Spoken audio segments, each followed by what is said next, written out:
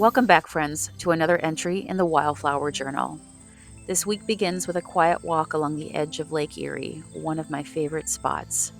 As I wandered the trail, butterflies danced in the air around me, and I couldn't help but stop to watch them. They move with such ease, they're never in a rush, and they just float from bloom to bloom, doing their thing.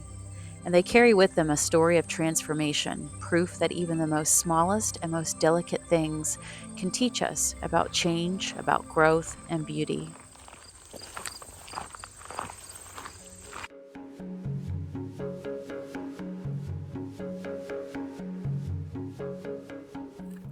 Spending time in nature always grounds me. It also clears my thoughts and fills me with inspiration for new projects. Recently, while making a mossy enchanted stump forest, you can catch that on our last episode, I started thinking about all the little thrifted critters that I've collected: owls, deer, bunnies, each one waiting on a shelf for a second chance. So, in this episode, I'll be creating enchanted nests and gardens for all these thrifted creatures, giving them new life and new homes. I'll show you my process, and hopefully, you'll get inspired too. Soon, the ones I'll make, well, they'll find a way into a special corner of my metaphysical shop, a section I'm calling Adopt a Forest Familiar. So I invite you to pour a cup of tea or coffee, settle in, and join me as we turn forgotten thrifted treasures into cozy companions full of story and a little everyday magic.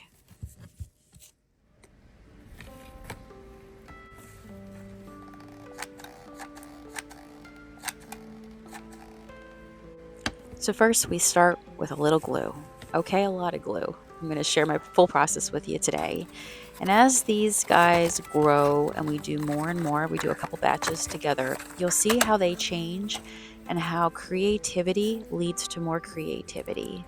And how I just kept finding things and ideas and gathering more and more. So I start it with a base. It can be anything. It can be round pieces that you find somewhere, round pieces of wood. You saw that I found some wooden trinket hangers, and what I did was I cut them apart. And I'm going to use all the parts. You'll see the beads over here in the tray, and I also used those. I thought those were really cool.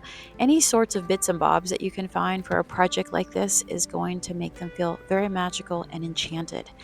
So I'm using right now in the beginning a lot of sets of salt and pepper shakers that never found a home.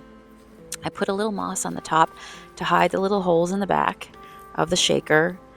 It doesn't matter if they have plugs on the bottom or not. Nobody's going to see that. And also, any little bits of glue that I use, I can put moss over the top of it to hide it as well. Can you really ever have too much moss?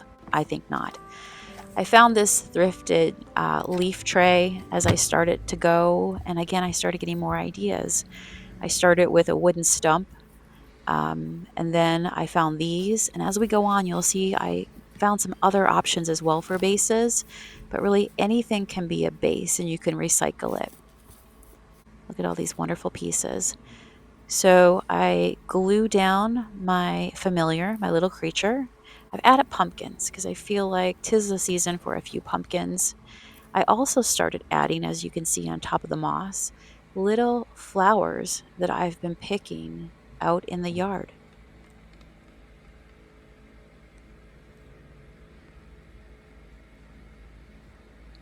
So this was my beginning batch from inspiration. And here we go with a whole other batch. So this time around, I decided to go out and look for some bigger bases. These birds here, what a fine flock they are, but they're a little larger. And so I felt like that called for a bigger round base. I found these at the dollar store and I spray painted them. The tag didn't even completely come off of them, but that's okay because as you can see, they're going to be loaded with all just beautiful pieces of nature. Some of these birds are candle holders. I stuck a mushroom inside of it. From here on out, I'm going to start collecting and keeping my eyes open for any little trinkets. Okay, and another batch of birds fresh out of the oven, fresh out of the spa. So this is how these guys turned out. I'm doing them in batches of 3 and just kind of, that way I know that as I go forward, they'll all be a little bit different. I spent some time walking around the shop here, back of the shop, along the tree line. I picked up some pine cones. I'm going to be searching for pine cones, acorns, all that sort of stuff that I can just continue to dry and have batches of to put on these. Yeah, love that. So a little baby bird right there. And then, by the way, I did not realize how many birds I had in my thrift collection, but apparently I have a lot. So I've been collecting fine feathered wrens for quite some time. So here's another one that I did. You can see that these guys are all kind of similar. On the next batch, I'll just probably change it up. I did find these really cool dried, these are the white beads, of course, that we recycled from that wooden hanging piece, if you remember. And yeah, so that's this one, the yellow guy. And then we have the gray guy. Love him too. These are done with pretty much all like very light, naturey kind of colors. You know, you got just the creams, the lights, the dried flowers, nothing really competing with the colors of the birds. So very natural. I love it. I love it. Come over here, my friend. So here we go. I kind of think as well that those little beads look like eggs sometimes the way I put them in. But I have been finding all kinds of dried stuff. Like these guys here have been awesome. So they're beautiful. Do you see that right there? It just really adds a lot. So anyhow, I love these. Onward to the next batch. Let's see what those guys will look like. I don't even know yet. By the way, before I move these, I stood up. This is the overhead view, and I'm pretty good. I got to give myself credit. I think I did okay for building a bird's nest here.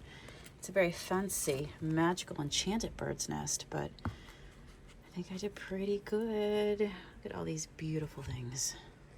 Okay, final few touches. I felt like I had this color over here, and before I moved this guy out to my shop floor, I'm like, I feel like without it, it was kind of off balance. So I've got some dried flowers here from the front yard, and they are pretty much the same color as this buttercream pumpkin. So I feel like it's more balanced. Okay.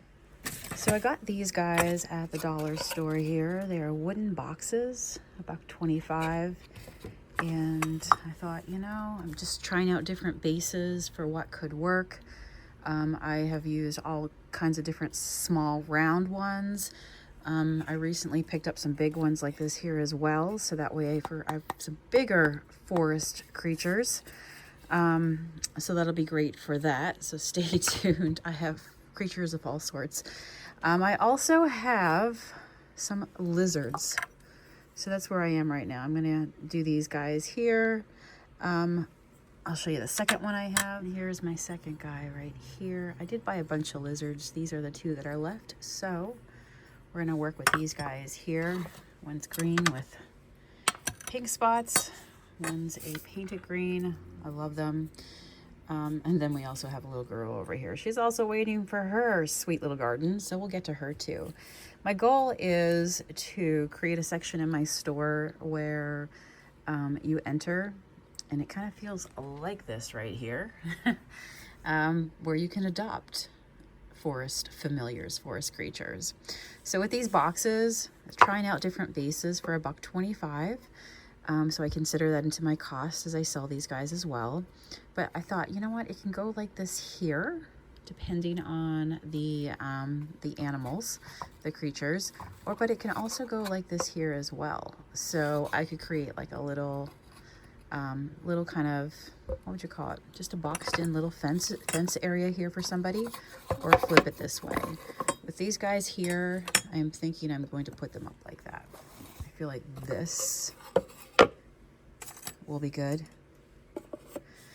So next up, we got two lizards. Let me see what I can come up with for these guys, and see if there's going to be a kid who comes into my magical little shop and is like, I want to adopt a lizard.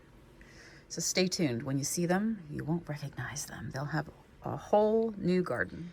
I am back and collected these from the outside. I just set them down and sprayed the top base. I do like to do a dark base, so that way, you know, it creates a shadow. It kind of grounds the piece, makes it look like they're standing on top of something. I think the other color I would do in the future as I continue to make these is maybe like put a moss green and then put moss actually on top of it to create a really cool thick green forest bed. But yeah, black, brown, green, I think those are the perfect colors for the bases. Okay, still picking the glue off my fingers, but here they are. So we've got our first lizard. You know what? I do think that there's a little chip right there on his little tiny knee. I could paint it, or quite honestly, we could go ahead and pick a little bit of the green right here and just stick something right there on top of it. There we go.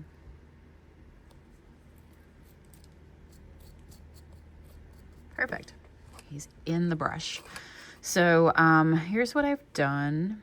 The box, the lizard, little Spanish moss, little regular moss, some dried stuff that I picked outside the shop that I love. And I also found these really cool berries. So I decided to add berries to these guys right here. What do you think? So 2 together right there, batched out. And I think if you do different batches, and you do a lot of different batches, when they're all intermingled, you end up with a lot of different variations. But yeah, here's this guy right here. So it's the back of the mushy. Put a little bit on the top as well to kind of bring it up. We'll have fun picking off glue strings. The other thing I do is once they're done, I put them to the side, and before I move them to my shop display, I just give them a once over. I give them a chance to dry, come back with fresh eyes and be like, oh, do I need to put a little piece right there? Is there something I need to hide right there? So I'm really happy with how those 2 turned out. Our little lizard friends, so fun. I want a lizard for my shelf. And these are the berries right here, so I have a few of these left. So now what I'm doing is just picking up different, when I'm out and about, keep my eyes open for stuff that I can get for free directly from nature. But sometimes you find nature inspired pieces as well, which just really adds to it. And if you buy any stems with the berries, you know, this is the little leaf that was with it. I didn't do it on this guy, just didn't feel like it. But the option could be as well to put the little leaf down and then stick the berry, you know, like right inside of it, just like that. And stick that somewhere. I just didn't want it to overpower, so these will get used on another project, you know.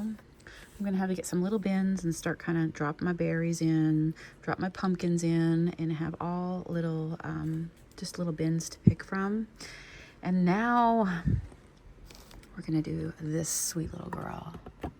I have something in mind. Stay tuned. Oh, she's looking all cozy. So we've got her in here with some dried florals, some moss. You put a really nice rustic pumpkin right there.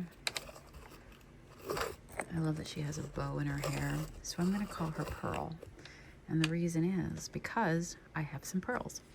This is where I'm gonna have to start getting little dishes, compartments to put all these things in. I see your smile from down here, Pearl. You're so cute.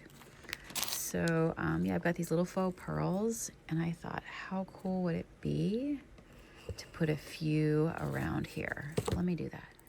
Okay, I'm just putting some pine cones on the back here. I'll hold them for a second. And yeah, there we go. You can see the pearls up front. I drop them right in there. I think it would be really cool as well if I wanted to at some point put one in the center of these little dried pieces. There's one on the back. So there's the 3, 1, 2, 3. Oh my Miss Pearl, you are fantastic.